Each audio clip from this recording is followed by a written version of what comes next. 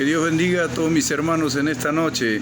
Le damos gracias al Señor por esta gran bendición que Él nos concede en este día. Nos sentimos muy contentos cada vez que Dios nos da esta bendición de poder predicar su hermosa palabra.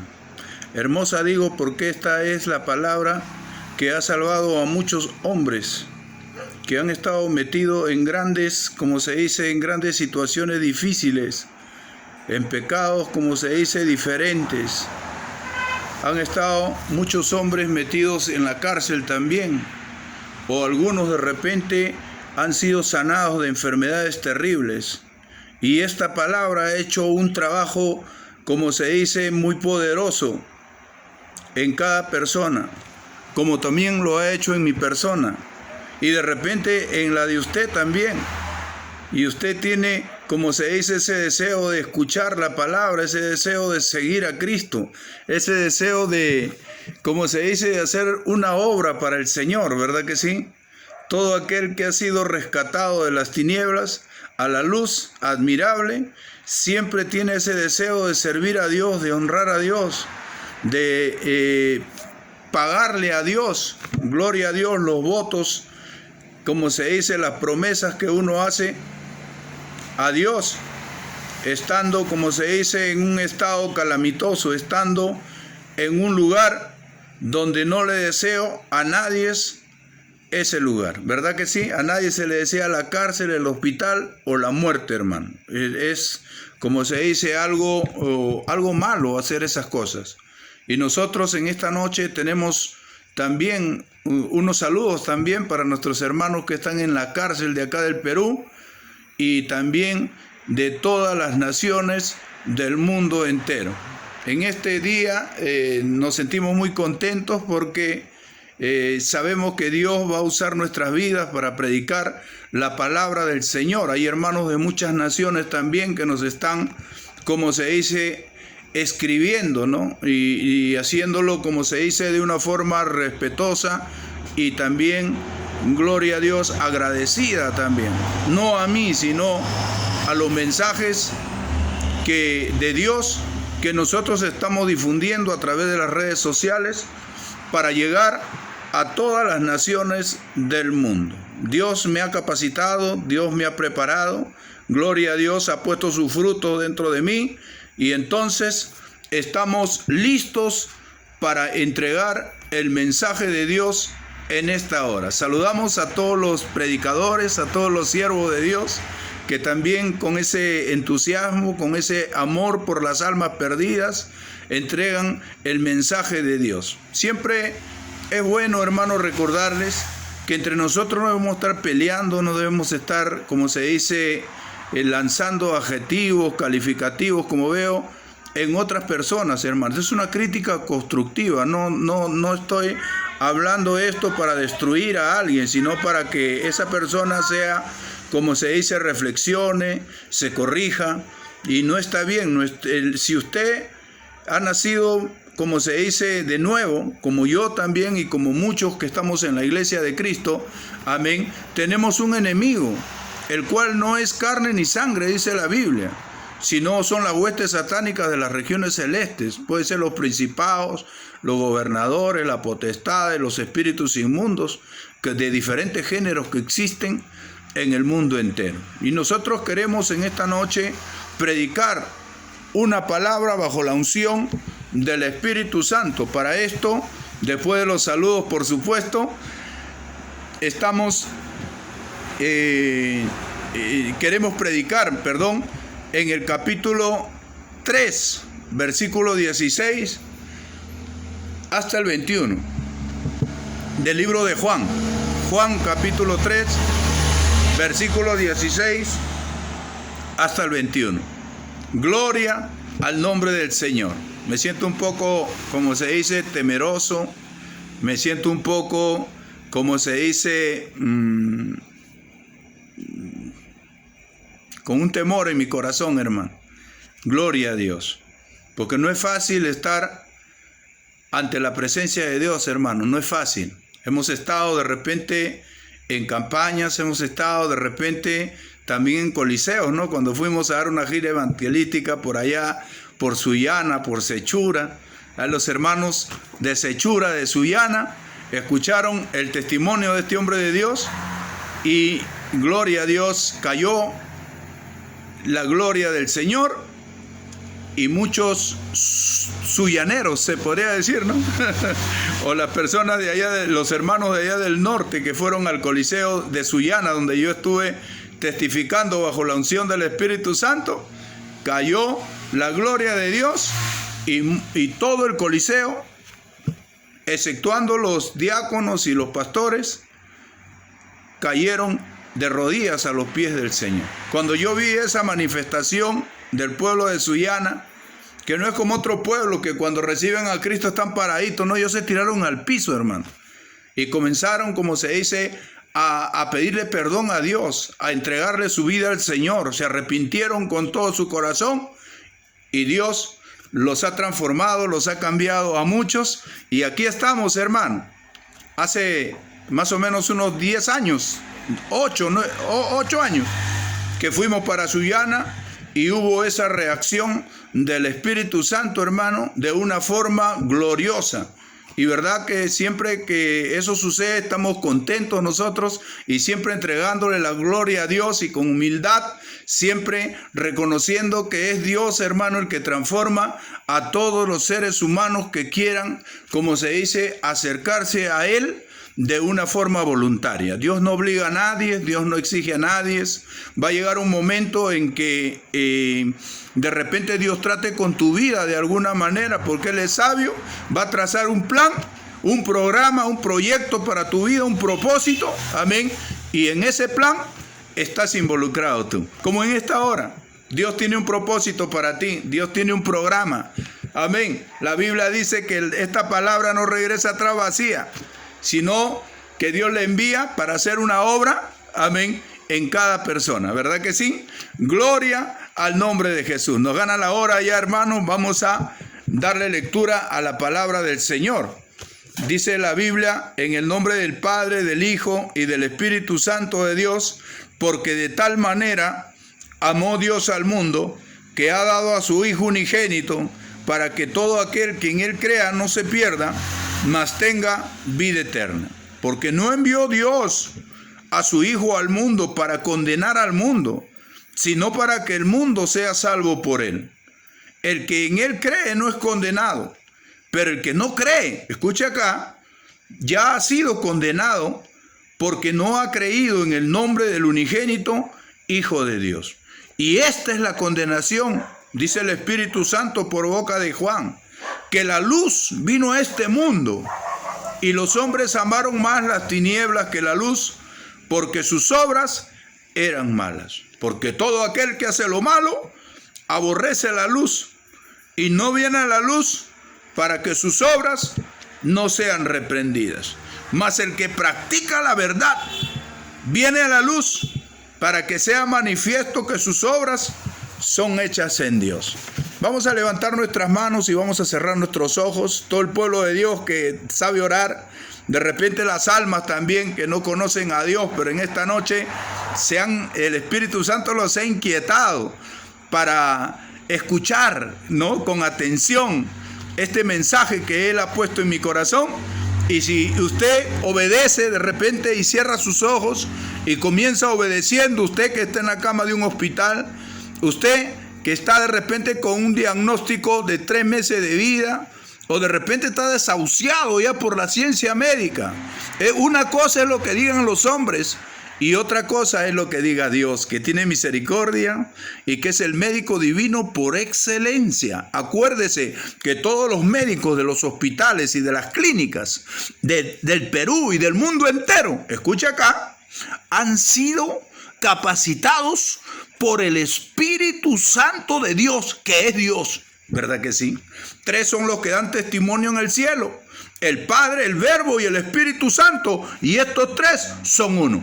Entonces quiere decir que el Espíritu Santo, gloria a Dios, es Dios. Y en esta noche quiere, como se dice, hablarte, quiere persuadirte, quiere, como se dice, de alguna manera convencerte del pecado en que estás de repente sumergido, ¿no? Y quiere sacarte de lo malo, quiere sacarte del pecado, como también lo hizo, gloria a Dios, con muchos hombres aquí en esta parte de Israel, donde Jesucristo comenzó a enseñar. Esta es una enseñanza de Jesucristo que como se dice, lo está transmitiendo Juan de lo que escuchó del Señor Jesucristo, ¿verdad que sí? Gloria a Dios.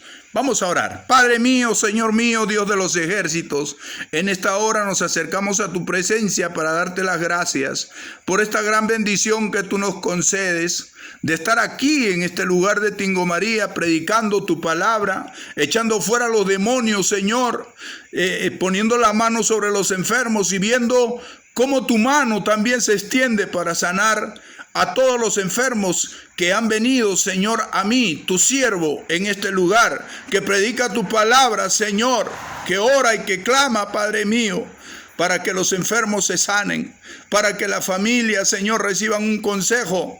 Estamos estudiando tu palabra, Señor, y la estamos transmitiendo tal y conforme la dicta el Espíritu Santo que está dentro de mí. En esta noche te pido sabiduría, Padre mío, capacidades espirituales para poder, Señor, predicar tu palabra, para poder entregar de una forma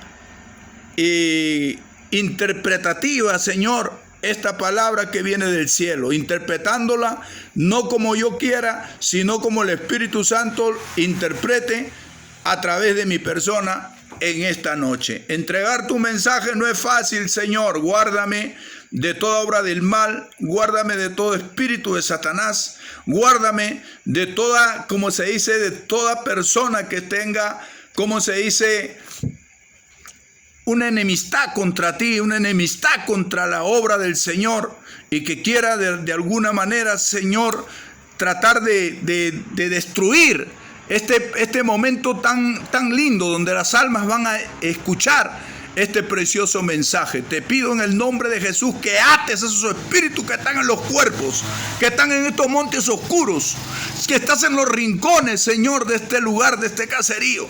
Lo atamos en el nombre de Jesús y lo echamos fuera. La sangre de Cristo tiene poder.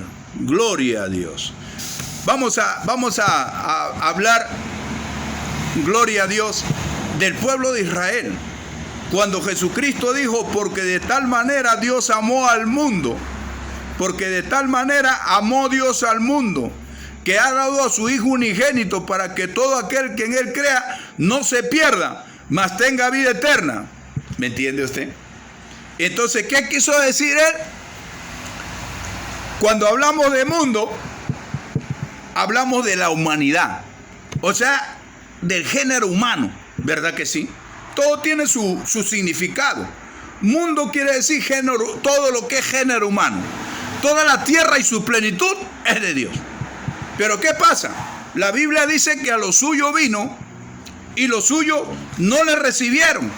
Mas a todos los que le recibieron, a los que creen en su nombre, le dio potestad de ser hechos hijos de Dios, los cuales no son engendrados de sangre, ni de voluntad de carne, ni de voluntad de varón, sino de Dios. ¿Me entiende usted? A los que creen en su nombre. Pero cuando vino Jesucristo, encontró un pueblo que tenía un corazón endurecido de tanto pecado. Pero si es el pueblo de Dios, diría cualquier persona, ¿por qué Jesucristo tuvo que encontrar a su pueblo con un corazón endurecido de tanto pecado?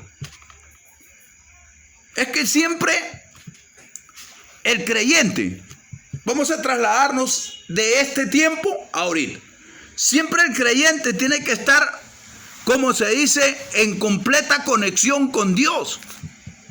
No podemos nosotros dejar de orar. No podemos nosotros dejar de ayunar. No podemos nosotros dejar de congregar. No podemos nosotros, como algunos tienen por costumbre, dice la Biblia, no podemos nosotros dejar de vigilar. La Biblia habla de las armaduras de un cristiano. las armaduras de Dios. Y entonces entre ese bosquejo que interpreta el Espíritu Santo, o que dicta el Espíritu Santo a través de Pablo, entonces habla de la forma como un cristiano tiene que permanecer delante de Dios y delante de los hombres. El que ora se mantiene en santidad.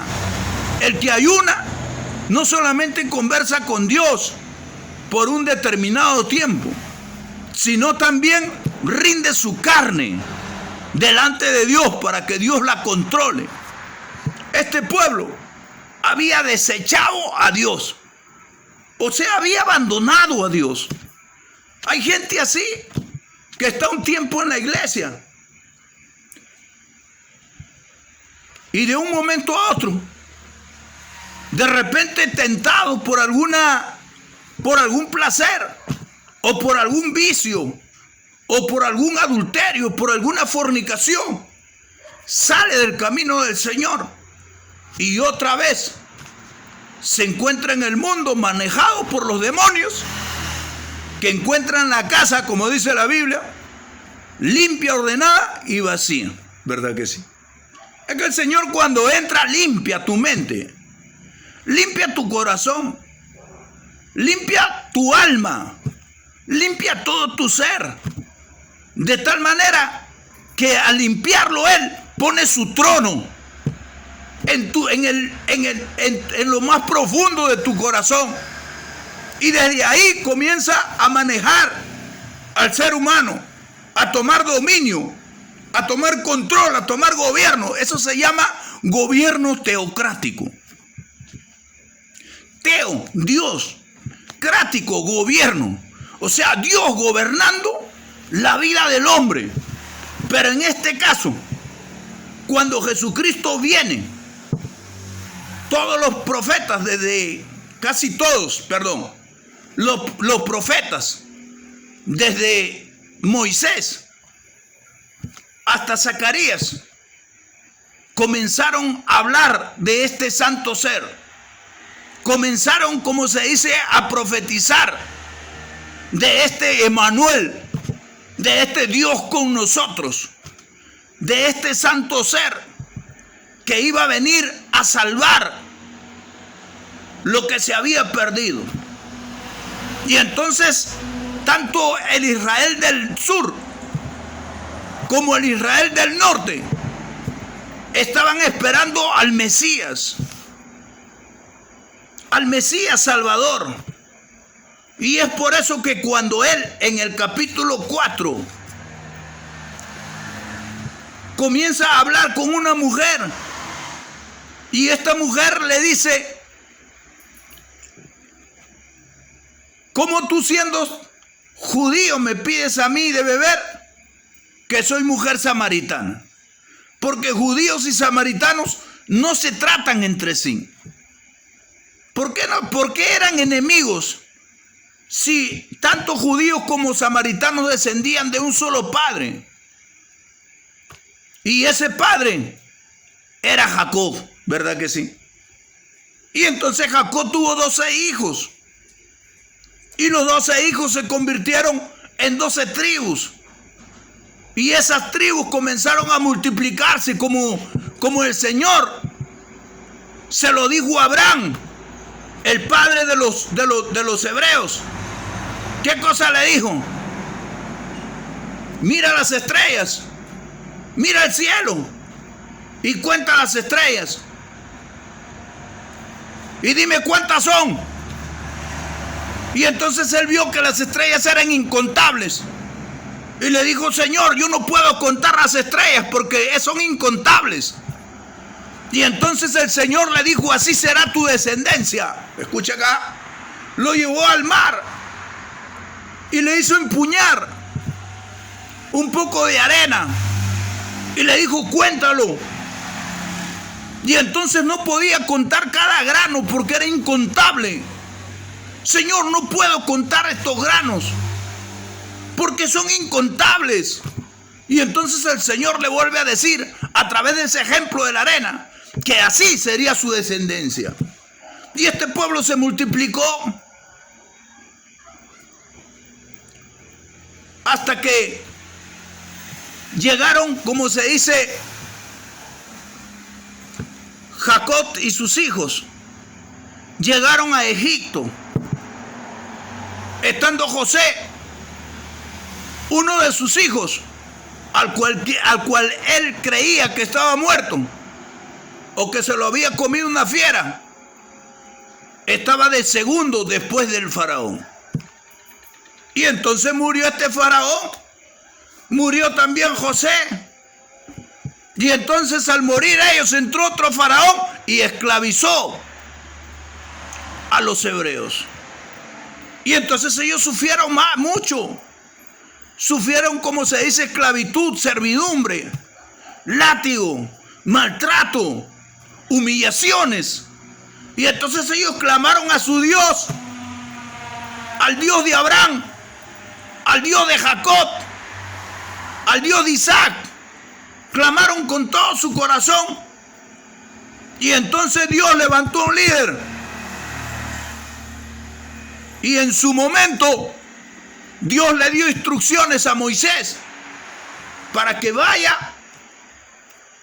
y le dé la orden de Dios. No que le pida permiso para que salga el león. No, no. Dios nunca pide permiso a ningún ser humano. Escucha acá. Dios no le va a pedir permiso a un rey. ¿Qué cosa dijo Nabucodonosor? Que todos nosotros somos considerados como nada. Así son los reyes también.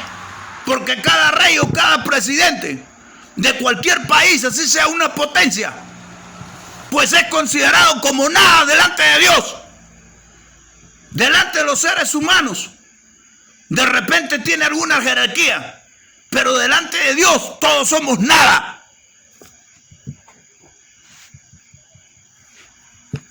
Y es por eso que Dios no lo envió a Moisés a pedirle permiso para que salga, sino le dio una orden y que le entregue su orden de él a este rey que era considerado como nada delante de Dios. Y este se resistió hasta que Dios le mandó 10 latigazos. Los 9 de repente lo resistiría y endurecía su corazón en cada latigazo que le enviaba, hasta que el 10º fue la muerte de los primogénitos, lo que más él amaba. Por ahí comenzó a tratar el Señor con este duro de corazón, con este rey egipcio.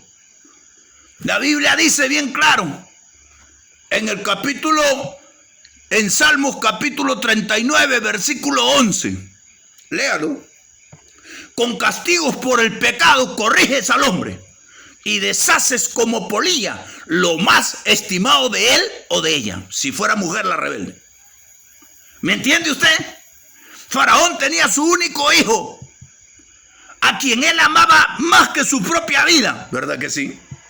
Así como nosotros muchas veces tenemos un ídolo metido dentro de nuestra casa y Dios está, como se dice, preocupado, porque por ese ídolo muchas veces no vas a la iglesia, te descuidas, no oras, te pones a trabajar como el burro y ya comienzas a descuidar la parte más importante, la promesa que le hiciste al Señor. Y Dios está preocupado porque a él no le gusta que le prometan algo y no cumplan. ¿Qué cosa dice Salomón en el libro de Eclesiastés? No le hagas promesas a Dios que no vas a cumplir, porque Dios no se agrada de los insensatos. Y entonces, en el 10º latigazo, Dios metió, es como si hubiese metido el dedo en la llaga de la herida de Faraón. Mató al primogénito, pero conservó la vida de su pueblo, de este pueblo que en estos tiempos, cuando Jesucristo vino, ya eran otras generaciones que habían pasado. Y entonces en este tiempo ellos estaban subyugados, conquistados por esta nación romana. Y entonces, estando ellos en esta condición, la Biblia dice que Dios tiene siempre como se dice, un remanente. No todos estaban perdidos. Había gente que estaba orando, como este Simeón. ¿Se acuerdan de Simeón, que cuando vio a la criatura, qué cosa le dijo? Que él le había dicho a Dios que antes de morir vea al Salvador de Israel. ¿Verdad que sí? Entonces no era un pecador más.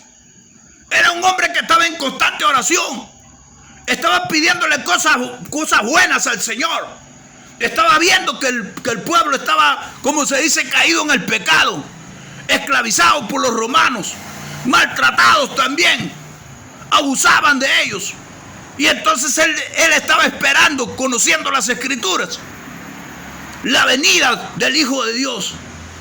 Él estaba esperando. Y cuando él se enteró de que este Hijo de Dios había nacido, su mayor anhelo y su mayor, como se dice, alegría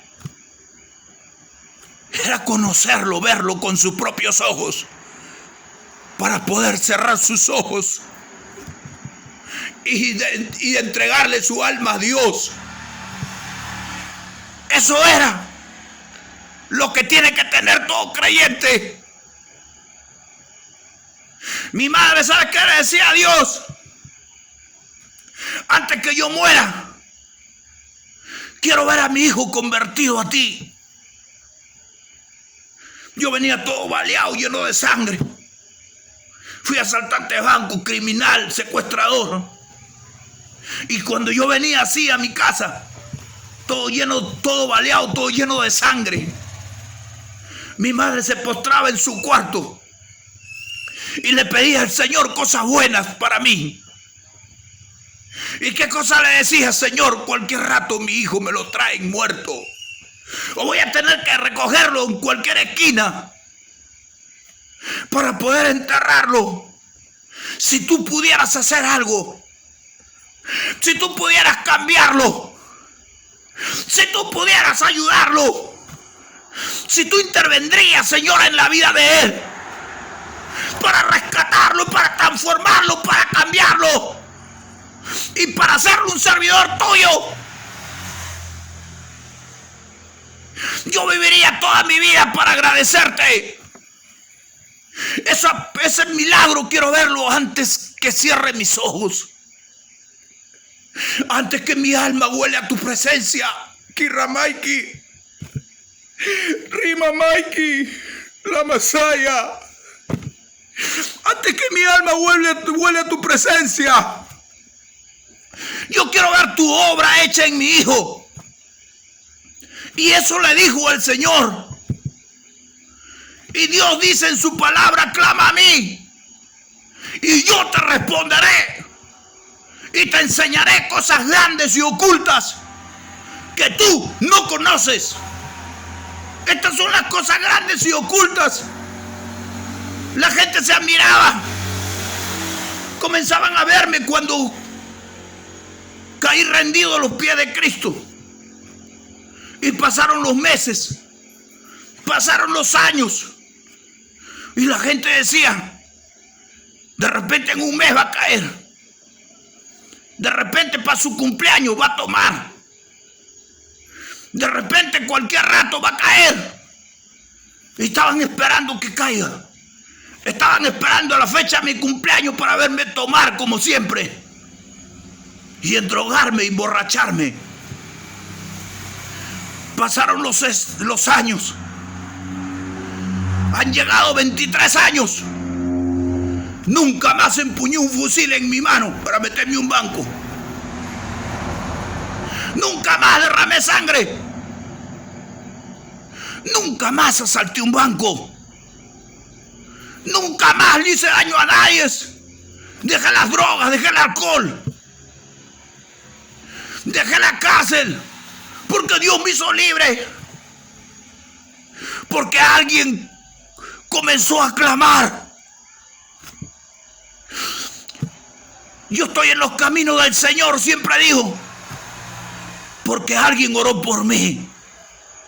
Hermana, hermano, tú estás en el camino del Señor porque alguien lloró por ti, porque alguien ayunó por ti, porque alguien vigiló por ti, porque alguien derramó su alma por ti, sus lágrimas.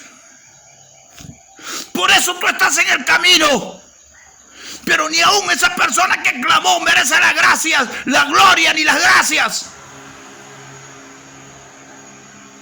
Porque Dios le ha pagado, la ha bendecido, Dios la ha engrandecido a mi madre.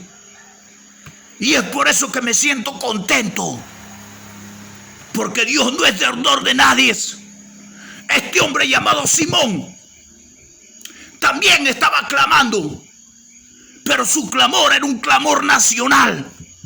Porque veía que toda la nación completa estaba siendo, como se dice, subyugada. Había sido conquistada y esclavizada por esta nación romana, que no solamente lo esclavizó, sino también transmitió sus leyes, que no condenaban, no eran como las leyes de Moisés, que las leyes de Moisés eran 10, los mandamientos eran 10, que condenaban el pecado. Pero cuando el diablo o un país gentil o pagano como Roma, que tiene leyes totalmente diferentes a las leyes de Dios, conquista al pueblo de Dios, o sea, el mundo se mete a la iglesia. Ellos habían salido de Egipto, pero Egipto y sus costumbres no habían salido de ellos. Y ahora que habían sido castigados, como se dice, conquistados por Roma, se habían pegado esas costumbres romanas. Ellos estaban practicando, viviendo de acuerdo a las leyes romanas, donde la ley romana no condena el adulterio ni la fornicación. Ya la gente ya no, como se dice, no les enseñaban las leyes de Moisés a sus hijos, para que sus hijos no sean pecadores. Se habían olvidado de Dios. Estaban esperando al Mesías hasta cierto límite. Pero llegó un momento en que las personas se iban, como se dice, multiplicando, y venían otras generaciones. Los jóvenes ya no querían escuchar de Dios. Los padres ya no les enseñaban la Torá, los 5 libros pentateucos. Y entonces los niños estaban mundanizados. Entonces, por eso Jesucristo dijo, porque de tal manera Dios amó al mundo. Porque no solamente los niños estaban mundanizados, los adolescentes estaban, los jóvenes estaban mundanizados, sino también la gente mayor.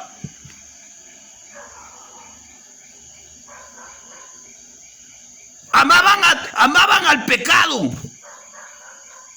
amaban las leyes mundanas. Estoy ocupado. Amaban, como se dice, las costumbres helénicas, esas costumbres de Roma. Amaban las leyes.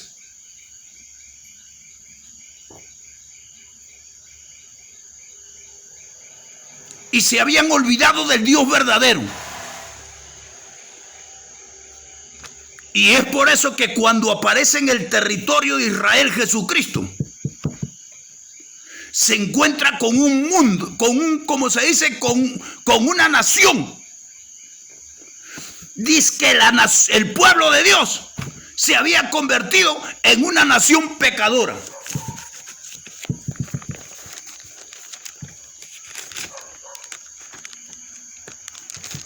Mire lo que dice acá. Visión de Isaías, hijo de Amós. O sea, lo que estaba pasando acá, ya Dios se lo había revelado 800 años antes a Isaías. Visión de Isaías, hijo de Amós. Mira la visión que Dios le dio, la cual vio acerca de Judá y Jerusalén en los días de Usías, Jotán, Acaz y Ezequías, reyes de Judá.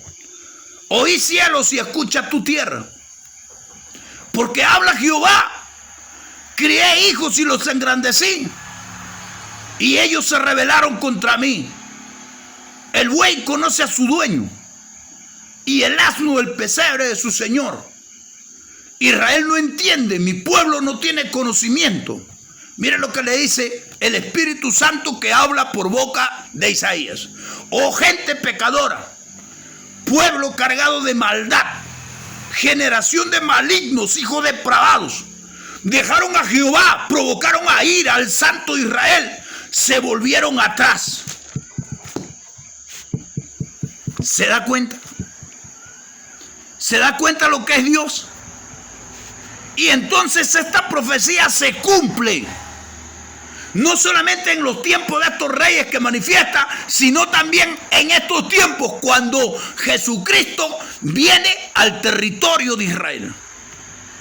Por eso dice la Biblia, a lo suyo vino y lo suyo no le recibieron. ¿Qué tal? Que usted venga a su casa después de tiempo, que se yo, de viaje, y que los que son sus hijos y su mujer a usted no la reciban. Al dueño de la casa, al dueño del pueblo de Israel, a Jesucristo. ¿Qué cosa dice la Biblia? Que el Dios de este mundo cegó el entendimiento de los incrédulos para que no le resplandezca la luz del evangelio de Cristo. ¿Verdad que sí? Y entonces esto es lo que estaba pasando. El diablo estaba haciendo su trabajo. Estos reyes obligaban a estos hebreos a creer en sus estatuas, en sus cientos y miles de ídolos que tenían ellos en Roma. Y entonces por eso su corazón estaba inclinado al pecado y también a los demonios. ¿Verdad que sí? Y es así como encuentra Jesucristo a este pueblo disque de Dios. Porque hay muchas personas que dicen que son hermanos, o que son de la iglesia tal o de la iglesia más cual, pero muchas veces su persona o las prácticas que tienen hablan de esa persona como una persona que más se inclina al mundo que a las cosas de Dios. Más se inclina a ser hijo del mundo que hijo de Dios. ¿Por qué? Porque la Biblia dice bien claro que al árbol se le conoce por los frutos. Un buen árbol no puede dar malos frutos, y un mal árbol no puede dar buenos frutos. Así que por sus frutos los conoceréis. Y entonces Jesucristo, que es Dios, ¿verdad que sí?, vino como siervo, pero él era Dios, ¿verdad que sí?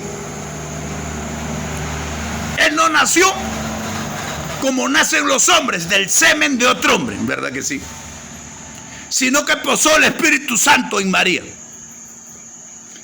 Y María fue engendrado del Espíritu Santo a este santo ser, ¿verdad que sí?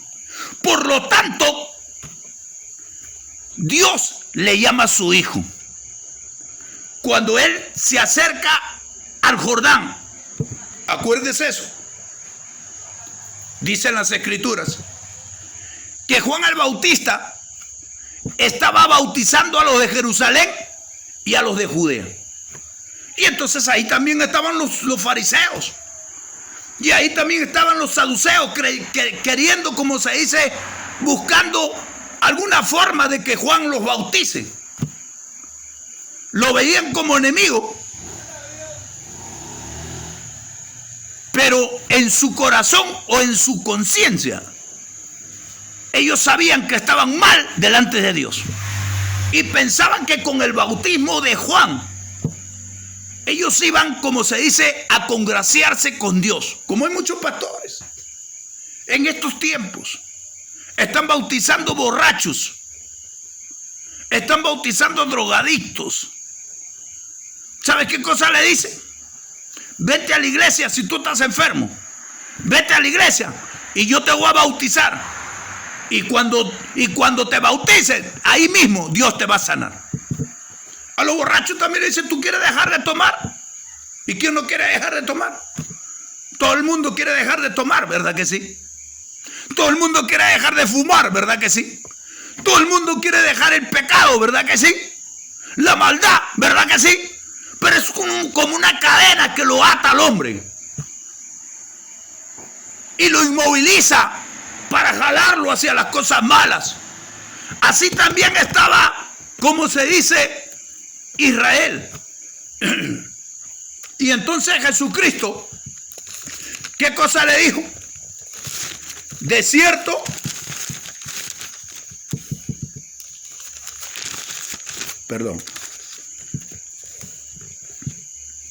de cierto os digo, que todo aquel que hace pecado, esclavo es del pecado. Y el esclavo no queda en casa para siempre.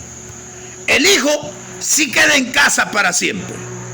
Así que si al hijo libertare, seréis verdaderamente libres. Ese es el mensaje de Jesucristo. Y entonces no creían ellos que eran el Mesías. Pero él se fue, como se dice, se fue para Samaria y encontró una mujer y le dijo toda su vida. Y entonces la mujer dijo, sé que ha de venir el Mesías, llamado el Cristo. Cuando Él venga nos declarará todas las cosas. Y mire lo que le dice a Jesucristo. Yo soy el que habla contigo. Hay muchas personas que están, como se dice, en la presencia misma de Dios. Ahorita que te estoy escuchando la palabra, usted está en la presencia de Dios. Dios está ministrando, Dios le está hablando, Dios quiere tocarlo, Dios quiere sanarlo, Dios quiere transformarlo. Pero usted piensa que lo que estamos haciendo es un chiste. Predicar la palabra, ¿qué cosa es? ¿Una broma? Aquí está Dios. La Biblia dice, donde están 2 o 3 congregados en mi nombre, yo estoy ahí en medio de ellos. Si 2 o 3 hacen que redunde la presencia de Dios en un lugar, ¿cuánto será si fuera más de 2 o 3? ¿Cuánto más redundará la presencia de Dios?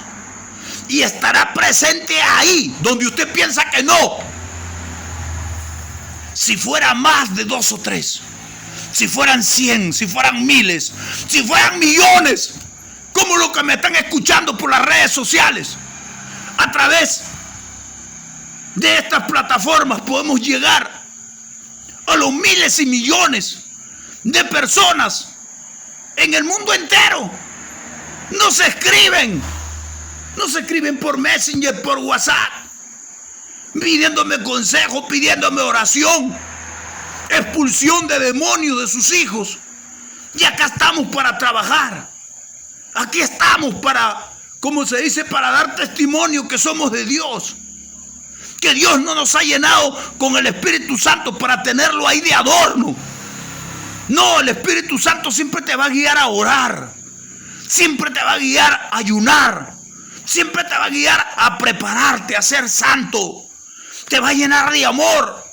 Lea en Gálatas los frutos del Espíritu Santo: amor, benignidad, paciencia, humildad, mansedumbre, templanza. Acuérdase, la Biblia dice que los que son de Cristo han crucificado, dice, la carne con sus pasiones y deseos. ¿Qué quiere decir eso?